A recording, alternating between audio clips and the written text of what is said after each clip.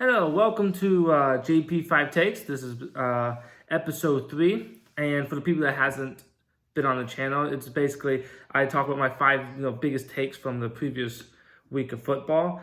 And so I want to tell you what those 5 takes are right now. Number 1 is, where does the Browns go from here? They're sitting at 2-5. Number 2 is, Drew Brees shuts everyone up. Number 3 is, I'm still sticking with the Eagles. They might be 4-4. They don't look as good as a lot of people thought they would, but I'm sticking with them for now. Bills, what they should have done or what they can do to go from good to great. And then, does Le'Veon Bell have regrets? Okay, so number 1, I'm going to start with the Cleveland Browns. Where do they go from here? So there's no denying that Baker Mayfield is definitely struggling. His numbers right now are 6 touchdowns, 12 interceptions, 57% completions, which 57, in today's NFL where everyone's completion percentage is going up, is just not good enough. There's no way around it. I think they always say what's good if you have a 2-to-1 touchdown to interception ratio. That's good in today's NFL. Well, he has it the other way around. He has a 2-to-1 pick to touchdown interception ratio. So no, he's struggling. He's struggling more than I ever thought he would be. Because I'm not gonna lie, I loved him in college. I loved Baker. I'm not an Oklahoma fan, but I loved him in college. He was one of my favorite. He made me watch Oklahoma games, even though I don't even I'm not even an Oklahoma fan, but he made me watch the games because he was that good, in my opinion.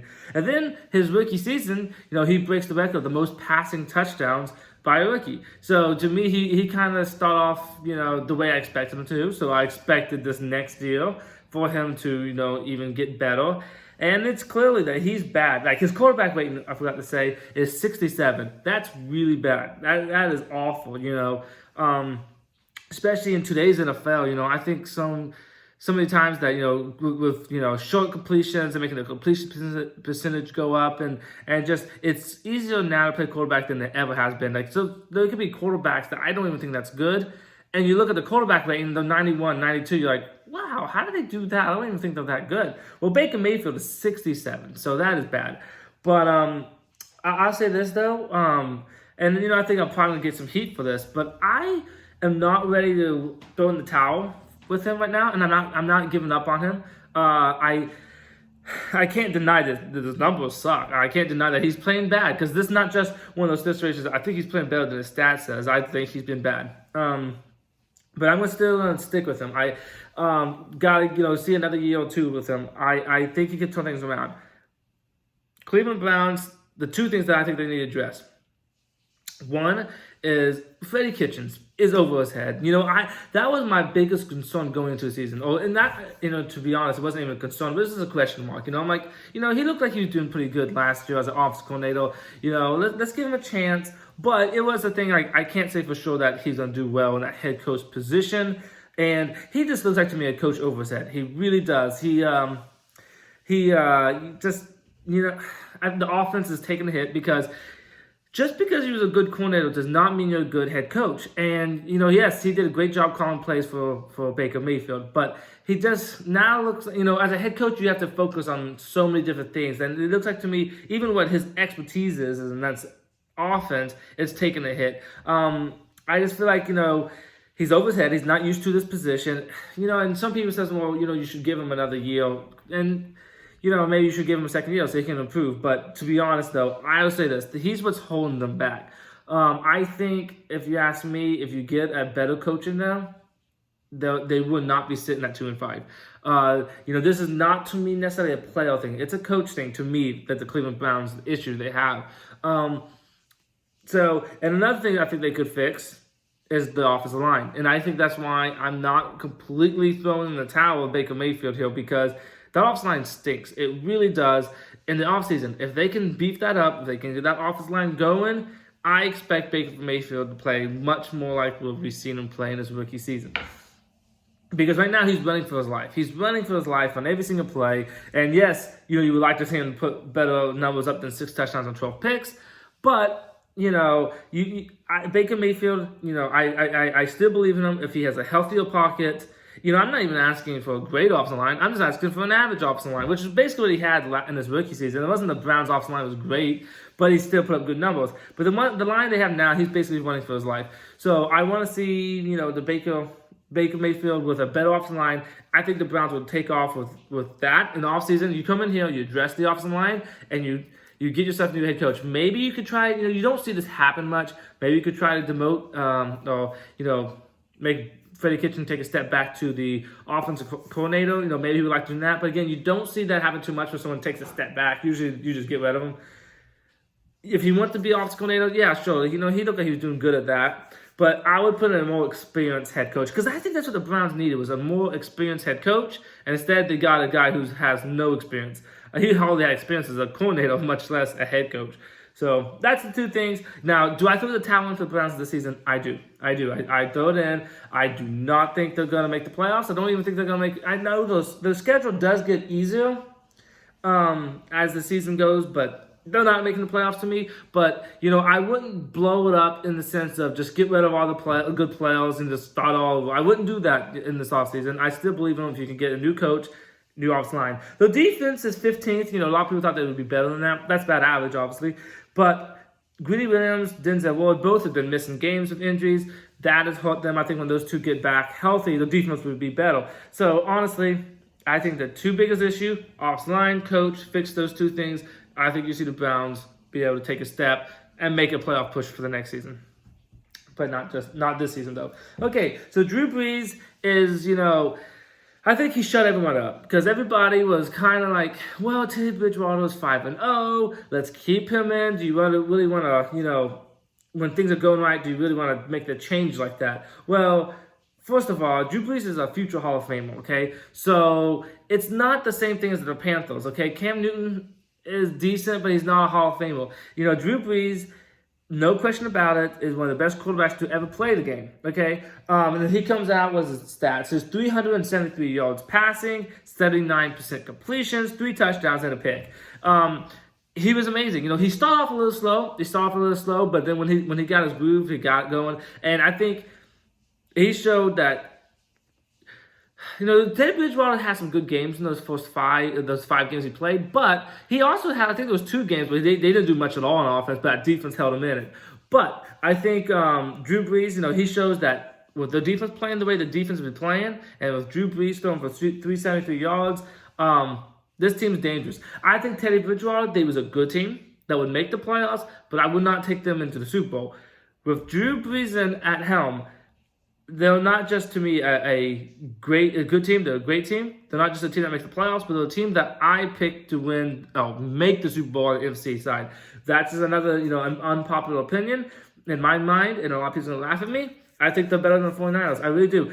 I think the 49ers have a better defense, but the Saints' defense isn't bad at all. I like Drew Brees a lot more than I like Jimmy Garoppolo. Drew Brees has won the Super Bowl before. He has playoff experience. Jimmy Garoppolo does not, okay? And Jimmy Garoppolo hasn't really been killing it this year. So, I think in today's NFL, quarterback is too important a position. Well, if you have, that big of a difference of a gap between Garoppolo and Drew Brees, I'm going to go with Saints.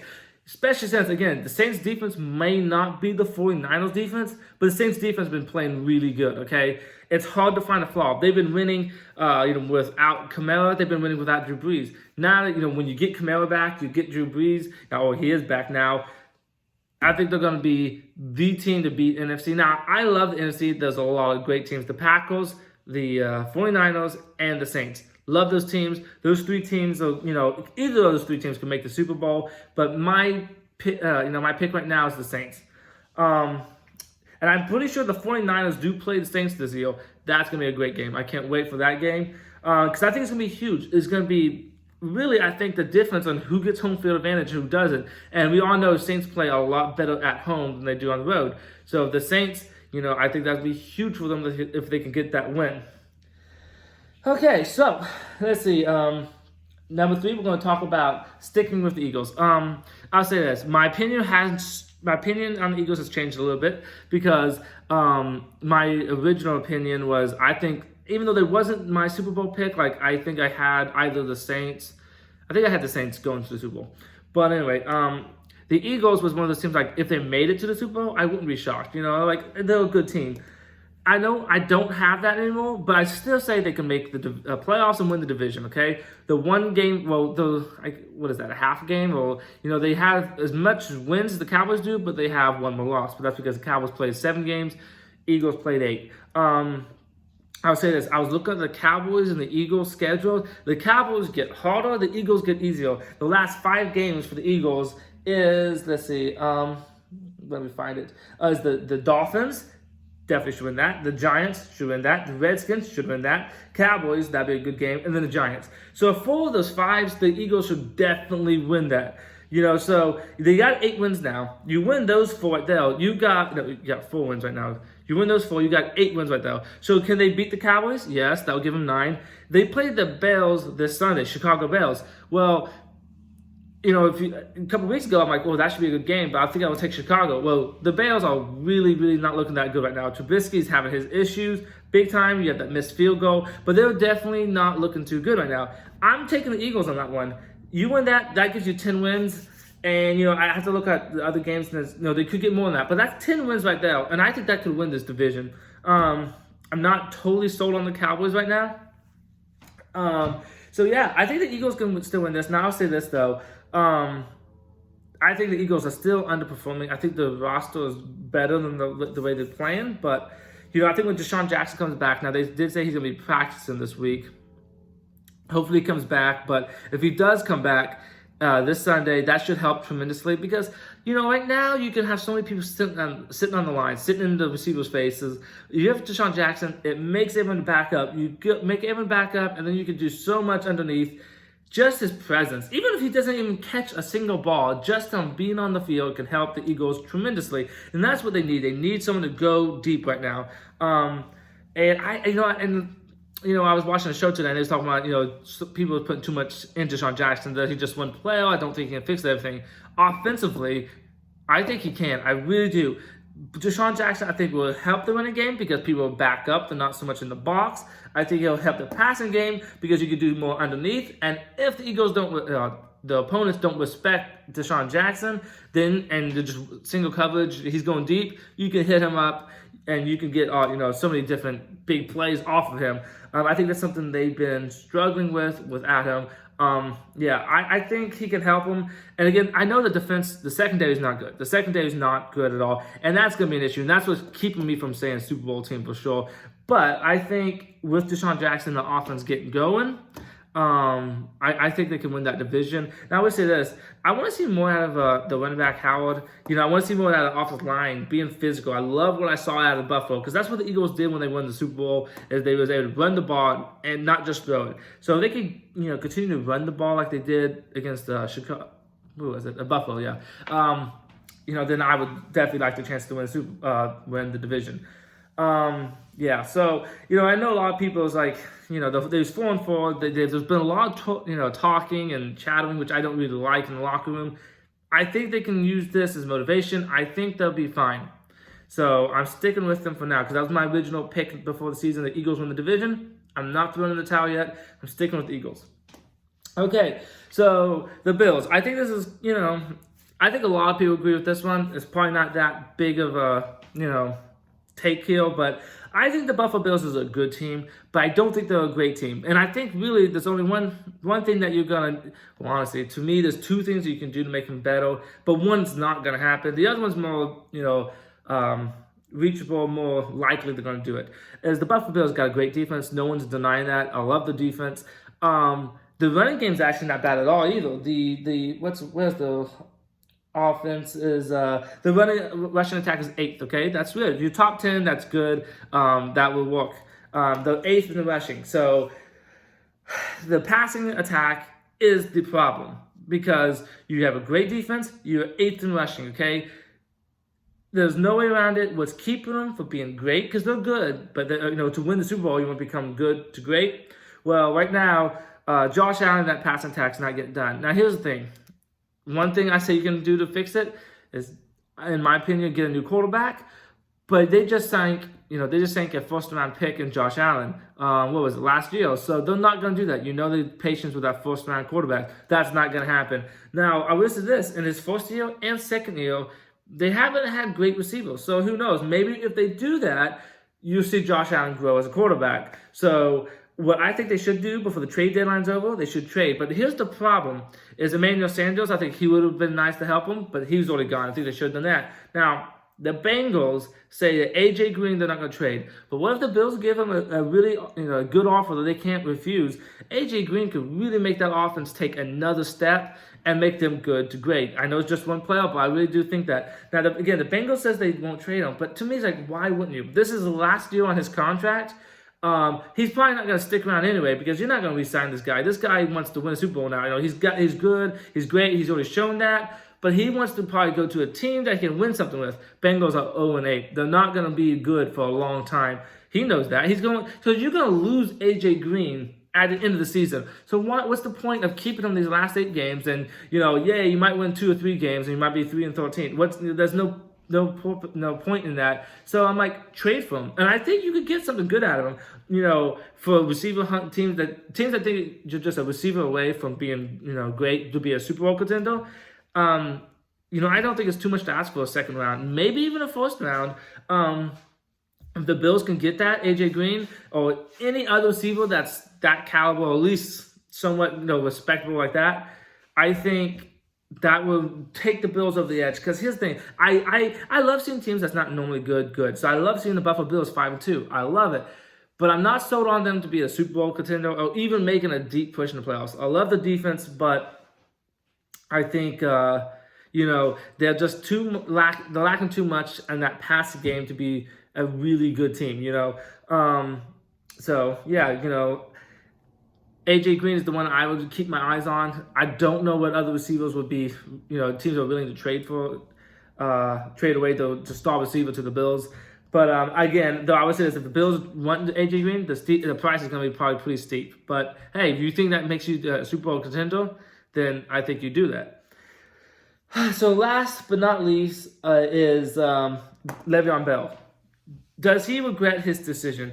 Now, does he? I don't know, but should he? Absolutely. Because you leave a franchise like the Steelers, who's a well-ran franchise. They've been a respectable franchise for a long time. You go to a franchise like the Jets, who's been not a very good franchise for a very long time. You go to a team, now, I know those Steelers' record is 3-4, but I feel like it would be better than that if they had Le'Veon Bell. So you go to a team that you have zero chance of making the playoffs, okay? The Jets are awful. And so you leave a decent team like the Steelers to an awful team like the Jets. You take a pay cut to go to Jets, which I don't understand that. His holdout did not work out the way he probably planned it to. He missed the whole season playing football. So, this is bad. And then I was looking at his numbers. He has 349 yards rushing and 187 receiving. If because we're about halfway done with the season. So if you double that, this is for the next 8 games, he just does what he just did right there. He doesn't even have 1,000 yards scrimmage. That's awful, terrible, especially for a guy like him. His average in rushing is 3.2. 3.2. That's really bad, especially if you're considered a superstar, okay? Running backs that's not even that good should have better average than 3.2. That's really bad. I was looking at his numbers in Pittsburgh. He was roughly 4.5 to 4.9. I think he had one season he might have been 5 yards average. But that 4.5 to 4.9 is completely different than 3.2. I mean, that's awful. So I'm still thinking, what did you gain? You lost the season by holding out. You took a pay cut. You're, on a team that's not going to make the playoffs or even close to making the playoffs. You went to a division that Patriots are going to bully on you for as long as you're there. I mean, I don't see what he gained. And another thing, last but not least on this, is that Steelers. We all know Le'Veon Bell has his own way of running. He's not just get it, run. He gets it, he's patient, looking for that hole, and run. That Steelers offensive line is really good. It allowed him to run that way, because instead of, if you have a bad offensive line, when he's trying to be patient, people will be busting through and just tackling him and he'll be done, which is what's happening in New York. In Pittsburgh, I think he overestimated himself and did not give the proper credit to his offensive line that let him run that certain style. And I think, not trying to take anything away from Bell, saying he's not good, but I think that offensive line really helped him become the Le'Veon Bell that we know. And he's good, he's talented, but it shows right here that he's not good enough to take a bad team like the New York Jets and make, still put out the numbers. Because his numbers are not even average, it's pretty bad, okay? Just flat out bad. So, does Le'Veon Bell have regrets? One, even if he does, he's not going to say it, and I don't know if he does or not. But he has to. He should. I mean, there's no way right now he can be sitting there, at his home, still thinking, I made the good choice to go to New York and put up these numbers. No, there's no way he's, at all thinking that this is a win-win situation. To me, it's a lose-lose-lose situation. You're on a team that's no good. You took a pay cut. You're not getting paid as much. I mean, he played this one wrong. He should have just, took the money that Pittsburgh was offering him, because it was more than what the New York Jets offered him. And he went to a team that the coach didn't even want him. So, maybe if he had a coach that wanted him, the coach would be calling up better plays to make him put up better numbers, but anyway, so I think that was a failed experiment by the Jets, and I think Le'Veon Bell can't be happy with his situation. And if I was Jet fans, I'll be really upset, because, a lot of people thought Le'Veon Bell was going to pick them up. But one, instead you have a quarterback that looks like he's not playing even as good as he was in his rookie year in Sam Darnold. And you have Le'Veon Bell that's doing absolutely nothing.